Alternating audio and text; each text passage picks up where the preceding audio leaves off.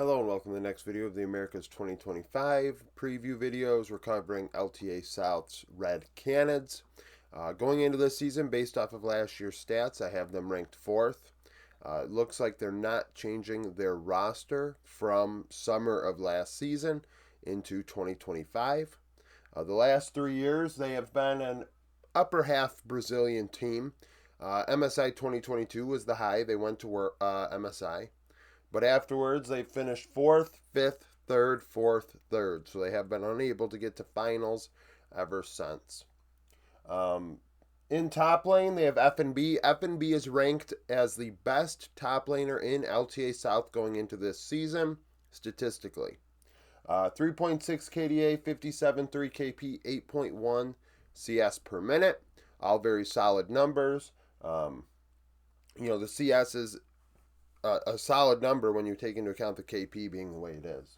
Now, something to note, though, a 2.3 share differential and a 1.45 ROI.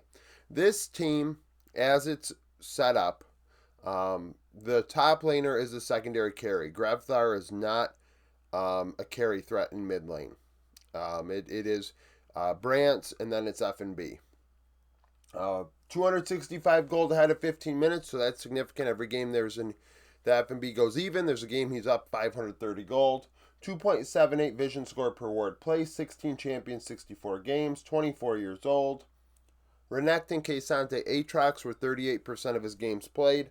Just something to note as well. Frosty wasn't on this team in spring, so when I say this, keep that in mind. This roster last season was very diverse with its champion usage. Especially, excluding Frosty, which is good. You want players that are willing to play many different things. It gives you some pizzazz, gives you some options in draft that other teams have to prepare for. Agi in the jungle, 3.6 KDA as well, a 71.4 KP and a 6 CS per minute, so it gets around the rift a bit, especially the bot side. We can see based on the kill participations, even though Frosty wasn't there in spring, the kill participations are skewed to the bot side of the rift. They fight around bot lane. Negative 3.2 share differential, 1.09 ROI. 145 gold ahead, 403 vision score per ward plays, 22 champions in 64 games. That's the most on this team. He's 4th in his role based on this stat line. He's 25 years old. His 3 most played were Vi, Maokai, and Lilia for a 34% champion usage. So he has the widest champion usage of anybody on the team. Only 1 of every 3 games did he play one of his 3 most played champions. Grevthar in mid lane. Now this is where they struggle. So statistically, out of the LTA South mid, 7 of them have a stat line that can be graded, and then 8th is, I believe, Kisei may be the one that ends up not being ranked.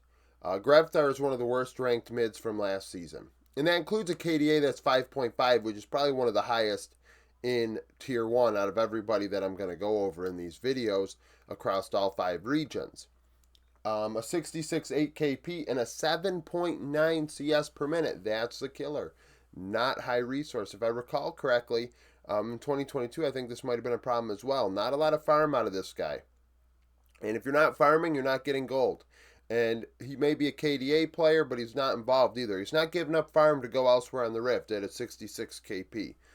If he had a 70 to 73 KP, something of that nature, now I'm seeing a guy that, is sacrificing resources to get things done. And we say, maybe it's a mid to late game. Well, the stat line doesn't tell me that. The stat line tells me he's losing lane hard. So 2.3 share differential and a 1.45 ROI, which matches the top laner. But he's only getting 20-point-something% of the gold, where F&B, I think, is in the 22. So like I said, Grevthar is the 3rd tier carry on this team. Down 335 gold at 15 minutes on average. Every game that he goes even, there's a game he's behind 670. 2.59 vision efficiency, 18 champions, 64 games. 7th in his role, 25 years old. His 3 most played, Talia, Ari, Wei, 44% of his games. So the top 3 champions that he plays are champions where other people play and get farm. And I mean, don't get me wrong. I could see, hey, Talia's your most played champion. Maybe you're giving up resources, but he's not representing that with a high kill participation. 80 carry is Brant's. Brant's is second in his role going into the season based on stats. As I've said before, I think he's the best player in Brazil right now. Excellent player. I think he's dropped off a tad since his 2022 hype at Worlds, where he really took the main stage, and well, he wasn't at the main event, but he was the star, if you will, of play-ins, and I just hope that now things start turning around for him. He's only 20 years old still. He has a ton of potential, and it's kind of disappointing that he didn't end up going to the LCS and they stayed in Brazil, and he kind of just ended up stagnating his career. Um, that is the unfortunate nature of it. A 6.2 KDA, 73.6 KP, which is 4 out of every 5 kills, 3 out of every 4 kills, very involved. 9.2 CS per minute, 4.5 share differential, 1.56 ROI.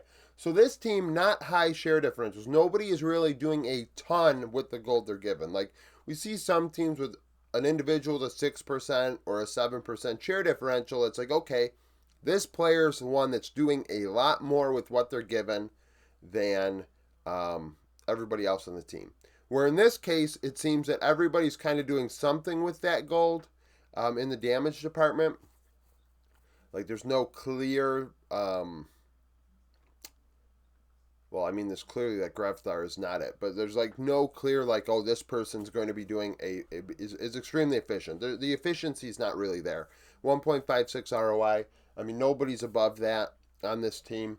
140 gold ahead at 15 minutes. I mean, this team is ahead like what? We got 285, 540.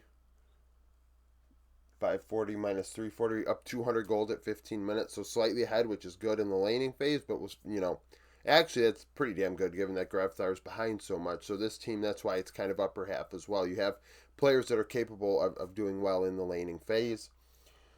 3 vision score per ward placed, 17 champions in 64 games, second in his role, 20 years old. Zaya Zeri Jin, 42% of his champion usage. And then lastly, we have Frosty. So this team, no imports, 5 Brazilian players across the board. Frosty joined in summer, 4.3 KDA, a 77.2 KP. So regardless of whose team he was on in spring, over the entirety of the year, he was the one making things happen for his team, probably the shot caller.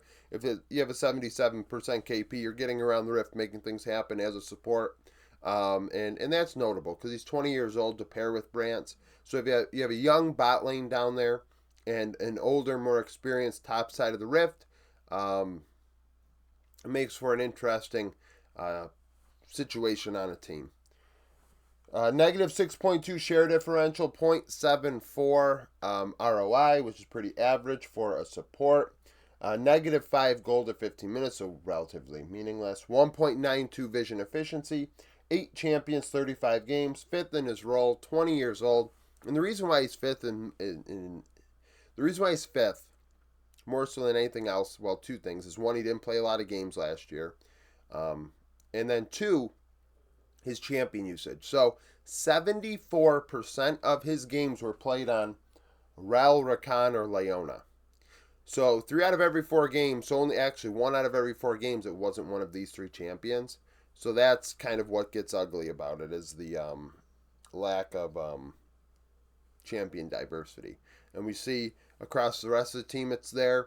And as Frosty gets, more experience, I expect that to change for his sake and the team's sake, because clearly they do want to facilitate a wider champion pool and champion usage based on the coaching staff here. So Cole Ho is the coach.